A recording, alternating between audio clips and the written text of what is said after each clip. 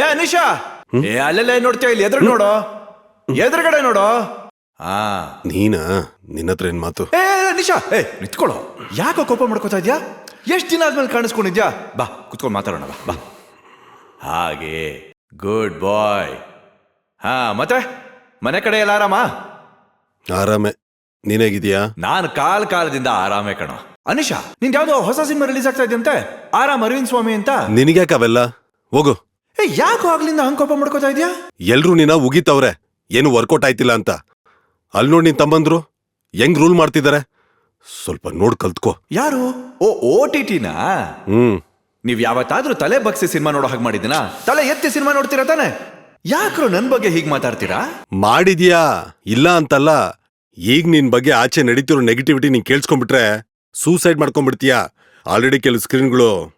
ಅದ್ಯಾವ್ದೇ ಕಾಲಕ್ಕೂ ಸಾಧ್ಯ ಇಲ್ಲ ಬಿಡು. ಕಲೆ ಅನ್ನೋದು ಶೋಕಿ ಅಲ್ಲ, ತಪಸ್ಸು ಅಲ್ಲ.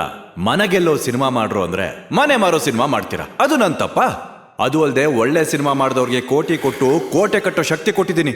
ನನ್ನ ಬಗ್ಗೆ ಹಿಂಗ್ ಮಾತಾಡ್ತಿರಲ್ರೋ. ಅಂದ್ರೆ ನಾನು ಒಳ್ಳೆ ಸಿನಿಮಾ ಮಾಡ್ಲೇ ಇಲ್ವಾ? ಅದನ್ನ ನೀನ್ ನೋಡ್ಲೇ ಇಲ್ವಾ? ಹೇಳು, ಯಾವತ್ತಾದ್ರೂ ನಿಮ್ ಪರ್ದೆಗ್ ಮೋಸ ಮಾಡಿದೀನಾ? ಒಂದ್ಸರಿ ತಿರ್ವಾಕು. ಕಣ್ಣ ಸನ್ನೆಯಿಂದಲೇನೆ ವಾಸು ಬಂದ ದಾರಿ ಬಿಡಿ, ಕಪ್ಪು ಗೆದ್ದೌಂಟಂಟೆ ಹೊಡಿ.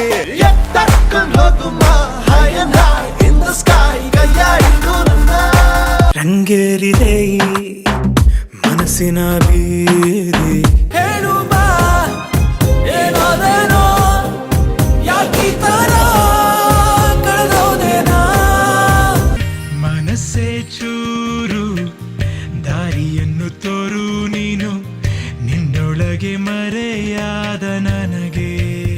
ಆಯ್ತು ಬಿಡು ಅನಿಶಾ, ನೀನ್ ಮಾಡಿದ್ಯಾ, ನಾನು ಇಲ್ಲ ಅಂತ ಹೇಳ್ತಿಲ್ಲ. ಬಟ್ ಈ ಸರಿ ನಿನ್ ಟೈಮ್ ಸೂಪರು. ಸಿನಿಮಾ ಬೇರೆ ಸಕ್ಕತ್ತಾಗಿ ಬಂದಿದೆ ಅಂತ ಗಾಂಧಿನಗರದಲ್ಲೆಲ್ಲ ಟಾಕು. ಈ ಸಿನಿಮಾ ನೋಡ್ಬೇಕು ಅಂತ ನಾನು ಕಾಯ್ತಾ ಇದ್ದೀನಿ.